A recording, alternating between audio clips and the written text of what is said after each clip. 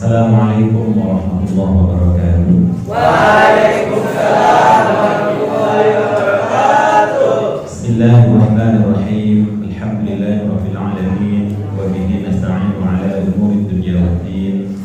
Wassalatu wassalamu ala asyrafil anbiya'i wal mursalin sayyidina Muhammadin wa ala alihi wa sahbihi ajma'in. Amma ba'du. Yang saya muliakan Kepala Madrasah Aliyah Akiyah beserta seluruh jajaran asatidz ustadzah, anak-anakku sekalian, santri putra, santri putri Madrasah Aliyah Akiyah yang sangat saya banggakan. Bersyukur kita kepada Allah atas segala anugerah nikmat yang Allah limpahkan kepada kita sekalian.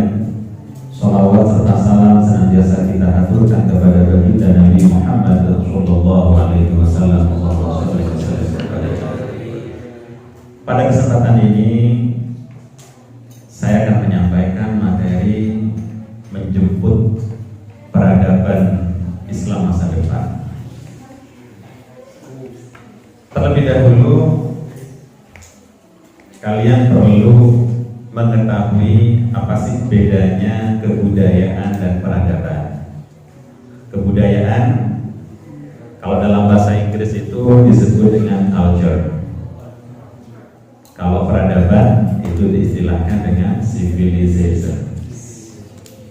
Apa peradaban? Civilization itu adalah kebudayaan yang sudah sangat maju. Makanya kalau kalian ke luar negeri lalu buang sampah sembarangan atau meludah sembarangan, seringkali kita akan dicap uncivilized, orang yang tidak berperadaban. Nah, kalau bicara peradaban Islam, berarti segala bentuk kemajuan yang dicapai oleh umat Islam, yang kemajuan tersebut berdasarkan nilai-nilai Islam yang meliputi aspek spiritualitas, intelektualitas, dan material. Jadi, tiga aspek ini penting supaya kita bisa membedakan kemajuan perspektif Islam dan kemajuan perspektif di luar Islam.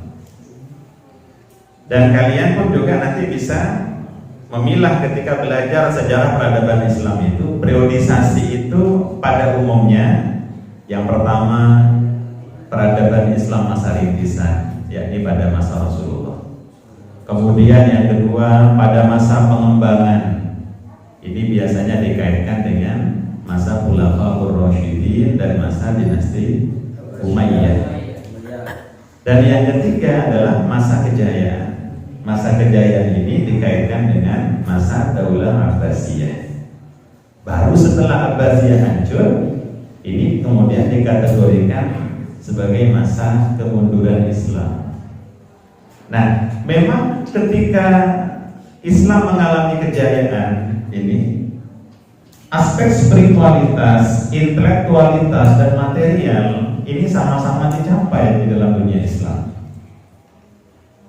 Jadi tokoh-tokoh Islam pada waktu itu adalah orang-orang yang spiritualitasnya luar biasa, intelektualitasnya pun juga luar biasa, kemajuan bangsanya secara material pun juga luar biasa.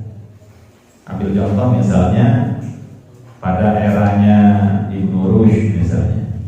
Ibnu Rushd itu adalah sosok yang holistik. Ya, beliau seorang ahli agama, juga ahli filsafat, ya, ahli kedokteran, ya, dan ilmuwan-ilmuwan yang lain juga demikian.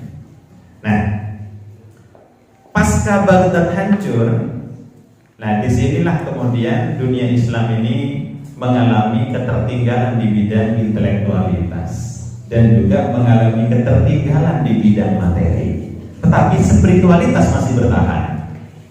Kenapa? Karena setelah Baghdad hancur, Daulah Abbasiyah hancur, ini dunia Islam di berbagai belahan dunia ini mengalami imperialisme, mengalami kolonialisme, mengalami keterjajahan. Sehingga ilmu pengetahuan, utamanya sains, ini mengalami kemandekan dan kemiskinan terjadi di mana-mana karena kekayaannya banyak dikeruk oleh penjajah. Nah, Sehingga ilmu pengetahuan ini justru berkembang di dunia barat, di Amerika dan Eropa. Nah, sehingga di sini kemudian orang membuat kategori bahwa ketika dunia Islam ini mengalami kemunduran, di dunia barat mengalami kemajuan. Tetapi kemajuan yang dimaksudkan adalah dominan pada wilayah intelektualitas dan materi. Sedangkan kemajuan di barat ini miskin spiritualitas. Nah, sedangkan ketertinggalan di dunia Islam itu adalah di bidang sains dan teknologi, serta terjadinya kemerosotan di bidang materi, yakni terjadi kemiskinan, tapi spiritualitas sangat kaya di dunia Islam. Nah, tapi karena memang peradaban pada waktu itu dikuasai Barat, yang tolak ukur kemajuannya adalah intelektualitas dan spiritualitas, maka dunia Islam tidak dianggap dalam percaturan dunia itu. Sehingga yang dilihat, yang eksis itu adalah negara-negara Barat. Nah, yang bertarung adalah ideologi-ideologi yang berkembang di Barat. Ideologi yang berkembang di dunia Islam ini tidak diperhitungkan. Makanya Perang Dunia Kedua, ya, Perang Dingin, itu pun juga pertarungan dua ideologi ini. Di antaranya adalah ideologi kapitalis dan ideologi sosialis. Nah, ini. Nah, kemudian sampai Perang Dingin itu pertarungan dua ideologi ini. Nah, yang menarik, pada tahun 1960 ada seorang ilmuwan namanya Daniel Bell. Dia tulis buku judulnya The End of Ideology. Dia meramalkan bahwa ke depan itu ideologi atau peradaban sosialisme ini akan hancur, akan tenggelam. Yang akan menjadi pemenang adalah ideologi kapitalis. Dan benar, pada tahun 1989 sosialisme ini hancur, ditandai dengan runtuhnya tembok Berlin yang memisahkan antara Jerman Barat dan Jerman Timur. Jerman Barat yang berhaluan kapitalis, Jerman Timur yang berhaluan sosialis. Uni Soviet sebagai negara adik kuasa berhaluan sosialis pun juga hancur pada tahun 91. Makanya pada saat kehancuran itu ada seorang ilmuwan yang lain yang bernama Francis Fukuyama. Dia nulis buku judulnya The End of History. Dia mengatakan ketika sosialis hancur, maka yang eksis sendirian adalah ideologi kapitalis. Ketika kapitalis sudah tak ada lawan, maka sejarah sudah berhenti, karena dunia hanya diisi dengan narasi tunggal, yakni kapitalisme ala barat. Nah, tapi kemudian yang menarik adalah pada tahun 93 ada seorang ilmuwan Amerika yang bernama Samuel D. Huntington. Dia nulis buku judulnya The Clash of Civilization. Dia mengatakan pasca Perang Dingin, ketika sosialis hancur, kapitalisme akan menghadapi tantangan berat, menghadapi peradaban timur, yakni peradaban Islam. Nah, ini akan terjadi benturan peradaban, akan terjadi pertarungan antara peradaban Barat dan peradaban Timur. Nah, peradaban Timur yang dimaksudkan itu ada Tiongkok, ada Jepang, termasuk ada dunia Islam. Meskipun teori ini banyak dibantah, ya, banyak dikritik, karena kalau kita bicara Barat itu absurd. Yang mana yang Barat itu? Jadi kalau kita bicara Barat, negara yang mana? Amerika. Di Amerika itu orangnya tidak seragam. Yang Islam juga berkembang di sana. Di Eropa pun Islam juga berkembang. Jadi kalau bicara dunia Islam yang seperti apa? Karena banyak negara-negara Islam justru menjadi sekutunya Barat. Di dunia Islam banyak yang cara hidupnya, cara berpikirnya ala Barat. Nah, ini pun juga menjadi kritik. Benturan peradaban itu hanya dianggap sebagai sebuah ilusi. Benturan peradaban hanya dianggap sebagai konspirasi untuk membenturkan antara Barat dan Islam. Padahal realitas realitasnya kadang-kadang dua peradaban ini memang saling bersintesis, saling mengambil, saling belajar. Dunia Islam banyak belajar teknologi, mengambil teknologi ilmu pengetahuan dari Barat. Juga masyarakat Barat pun juga banyak belajar tentang spiritualitas ke negara-negara Islam. Jadi, nah, terlepas dari itu semua, fakta bahwa dunia Islam mengalami ketertinggalan itu iya. Ketertinggalan di bidang apa? Ketertinggalan di bidang ilmu pengetahuan dan teknologi, dan ketertinggalan di bidang ekonomi. Nah, ini fakta. Sehingga kita yang meyakini bahwa al-Islam ya'lu wa la yu'la alaih, ini kemudian menjadi tertantang. Bagaimana supaya bisa bangkit? Jadi bagaimana bisa bangkit? Lah, ini yang dimaksud dengan menjemput peradaban itu. Jadi memang kalau kita baca dalam Al-Quran ya, wa tilkal ayyamu nudawiluha bainan nas, al-ayat, ya, bahwa kejayaan, kemunduran itu nudawiluha bainan nas, Allah pergilirkan. Jadi kejayaan, kemunduran itu dipergilirkan bainan nas, di antara manusia. Ini kadang-kadang ayat ini kita gunakan sebagai landasan bahwa tak selamanya Barat akan berjaya. Dunia Islam pun juga sudah waktunya mendapatkan giliran. Karena kalau kita bicara sejarah, itu dulu peradaban dunia itu pernah didominasi oleh Yunani Barat. Kemudian setelah Yunani itu mengalami masa gelap, the Dark Age, kemudian digantikan dunia Islam yang mengalami masa-masa kejayaan. Ketika Baghdad hancur, dunia Barat yang mengalami kejayaan ilmu pengetahuan dan teknologi. Nah, ini sudah sekian lama Barat itu mengalami kejayaan.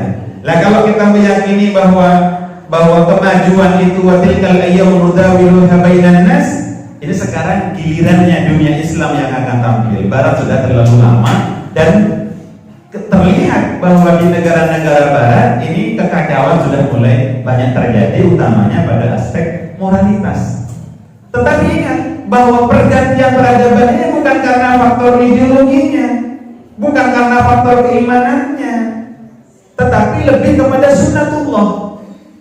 Jadi pergantian sunnatullah begini, tumbuhan itu kalau sudah dari kecil kemudian besar, pada akhirnya juga akan lapuk. Ketika lapuk, maka sudah saatnya muncul benih baru lagi dan akan tumbuh hal yang baru. Itu sunnatullah. Lah, bukan berarti sekarang ini kejayaan dikuasai oleh orang-orang luar Islam, kemudian otomatis tergantikan oleh orang Islam setelah ini. Enggak. Itu lebih kepada siapa yang memegang sebab-sebab kemajuan, maka dia akan maju. Dan siapa yang melakukan sebab-sebab kemunduran, dia akan mundur. Nah, sekarang dunia Barat yang banyak melakukan sebab-sebab kemajuan, misalnya disiplin, kejujuran misalnya, kerja keras. Lah, itu sebab-sebab kejayaan. Lah, sehingga mereka berjaya. Lah, di dunia Islam seperti apa? Lah, kalau dunia Islam ini mau membalik keadaan, maka sebab-sebab kemajuan itu yang harus dilakukan. Nah, itu yang dimaksud dengan kita menjemput peradaban agar kita kembali ke dunia Islam. Nah, bagaimana caranya? Nah, ini kalau kita rujuk di dalam Al-Quran, itu cara Rasulullah dalam mengubah peradaban itu kita temui di dalam surah Al-Jumu'ah ayat kedua. Di situ Allah berfirman, "Huwallazi ba'atha fil ummiyina rasulan minhum yatlu 'alaihim ayatihi wa yuzakkihim wa yu'allimuhumul kitaba wal hikmah wa in kanu min qablu lafi dhalalin mubin." Huwallazi ba'atha fil ummiyina, dialah Allah yang telah mengutus seorang utusan fil ummiyina kepada masyarakat yang buta huruf, masyarakat yang tidak berperadaban, rasulan minhum, seorang utusan dari kalangan mereka. Jadi ingat, Rasulullah diutus di negeri yang tak berperadaban, fil ummiyin. Al-Quran yang mengatakan ini. Lalu bagaimana kalau negeri yang ummiyin ini kemudian menjadi tampil menjadi negeri yang maju, negeri yang mutamaddun? Ini ternyata dilakukan oleh Rasulullah adalah yatlu 'alaihim ayatihi. Yang pertama adalah membacakan ayat-ayat Allah kepada mereka. Lah, itu artinya kalau ingin mengembalikan kemajuan peradaban, kalau ingin menjemput peradaban, jangan sampai ada umat Islam yang tidak bisa baca Al-Quran. Kalau selama ini kita punya problem tingginya angka buta huruf, tapi yang dimaksud dengan problem buta huruf itu lebih pada buta huruf Latin, bukan buta huruf Al-Quran. Jadi kalau ingin dunia Islam ini maju, maka jangan sampai ada buta huruf Al-Quran pada dunia Islam. Lah tentu saja tidak hanya sekedar bisa baca, tetapi ditingkatkan kualitasnya menjadi faham. Tentu saja tidak berhenti hanya dipaham, ini diharapkan bisa diamalkan sehingga kehidupannya menjadi kehidupan yang Qur'ani. Ini yang pertama. Kemudian yang kedua adalah wa yuzakkihim, dan menyucikan jiwa-jiwa mereka. Jiwa-jiwa mereka disucikan apa ini? Karakter, moralitas, mentalitas umat Islam ini harus dibangun. Jadi mentalitas petarung, mentalitas pemenang ini harus dimunculkan pada dunia Islam. Jadi, meskipun kadang-kadang kita ini seringkali didoktrin dengan doktrin yang salah. Jadi misalnya, ketika ada umat Islam ingin meraih kekuasaan, sering dicap sebagai cinta dunia, hubbul jah, cinta kekuasaan, itu rasul li khati'atin, itu akar dari semua keburukan. Padahal kalau memang niatannya adalah untuk kebaikan, itu bukan cinta dunia namanya, tapi himmah. Nah ini penting. Jadi kamu bekerja supaya jadi orang kaya, itu bukan cinta dunia. Ya, kalau kemudian kekayaan itu digunakan untuk perjuangan, itu namanya himmah. Nah ini yang seringkali tidak kita miliki, ya. Makanya yang dilakukan nanti adalah muyuzakkihim, karakter, mentalitas, ya. Jadi good habit ini yang harus ada pada diri kalian. Kecerdasan emosional, ya. Kemudian yang pertama tadi tilawah, ini adalah spiritualitas, ya. Kemudian yang muyuzakkihim ini adalah emotional quotient yang harus kalian miliki. Kemudian wa yu'allimuhumul kitaba wal hikmah. Jadi umat Islam harus diberi pendidikan yang berkualitas, yakni intelektualitasnya harus bagus. Nah, baru kemudian kalau tiga hal ini bisa kita lakukan, maka umat Islam ini akan meraih kejayaannya. Jadi sebagaimana yang pernah dicontohkan oleh baginda Nabi dan para sahabatnya dan juga para tabi'in sampai umat Islam mengalami kejayaan. Nah, sesungguhnya konsep Islam terhadap masa depan seperti apa? Kalau hemat saya bahwa Islam itu tidak berbicara secara spesifik tentang masa depan harus bagaimana, tidak. Jadi Islam itu lebih kepada bagaimana kita itu menjalani kehidupan saat ini dengan penyikapan-penyikapan terbaik. Jadi ketika kita menyikapi hari dengan penyikapan yang terbaik, maka itu otomatis akan mengantarkan dia kepada masa depan yang akan lebih baik. Jadi spiritnya adalah sabda Nabi, "Man kana yawmuhu khairan min amsihi fahuwa rabih." Barang siapa yang hari ini lebih baik daripada kemarin, maka dia akan beruntung. Di masa depannya pun juga akan beruntung. Jadi prinsipnya sekarang. Jadi jangan mengawang-awang. Jadi kita hanya bersifat teoritis. Nanti kalau saya lulus, saya akan begini. Nanti kalau saya jadi sarjana akan seperti ini. Itu bukan konsep Islam. Konsep Islam itu sekarang Anda menjadi apa? Anda sekarang jadi pelajar, jadilah pelajar yang hebat. Anda sekarang jadi guru, jadilah guru yang hebat. Anda sebagai seorang ayah, jadilah ayah yang hebat. Maka itu nanti akan melahirkan generasi hebat di masa depan. Itu konsep Islam. Wa man kana yawmuhu mithla amsihi fahuwa maghbunun. Barang siapa yang hari ini sama saja dengan kemarin, alias mabni atau pancet kun pakhun, maka maghbunun, dia akan menjadi orang yang tertipu, terpedaya, umurnya dibuang begitu saja. Jadi nggak boleh sama kalian kemarin MTS, kemarin SMP, sekarang sudah aliyah, nggak boleh sama, harus lebih baik. Apalagi kemudian maka yaumuhu syarran min amsihi fahuwa mal'unun.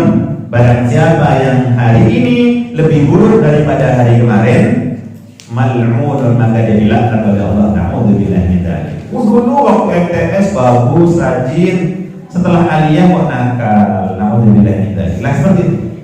Nah, ini sebetulnya adalah konsep bagaimana kita meraih kejayaan ya peradaban Islam. Jadi ketika kita bisa menyikapi hari ini, baru ketika ini dilakukan, maka insya Allah ini akan memiliki efek ya, multiplier efek kepada yang lain. Kalau pendidikannya sudah bagus, pengetahuannya otomatis bagus, teknologinya otomatis bagus, dan ini akan berimplikasi kepada bagusnya ekonomi umat Islam. Dan juga akan berimplikasi kalau ekonominya bagus, maka pertahanan militernya pun juga biasanya juga ikut bagus. Ya, karena negara itu dianggap sebagai negara kuat ketika ya pengetahuannya dominan, kemudian juga teknologinya dominan, ekonominya dominan, militernya dominan, dan memulainya dari pendidikan. Saya kira ini ya yang bisa kita lakukan untuk menjemput peradaban masa depan. Dengan apa? Setidaknya dengan 3 hal ya. 3 hal melalui head, heart, and hand. Ya, head intelektualitas, heart spiritualitas dan moral, kemudian hand itu dengan skill, keterampilan. Ya, jadi yang itu menjadi modal kita. Saya kira demikian anak sekalian sebagai pengantar diskusi kita. Silakan mungkin kalau ada hal-hal yang perlu kita diskusikan.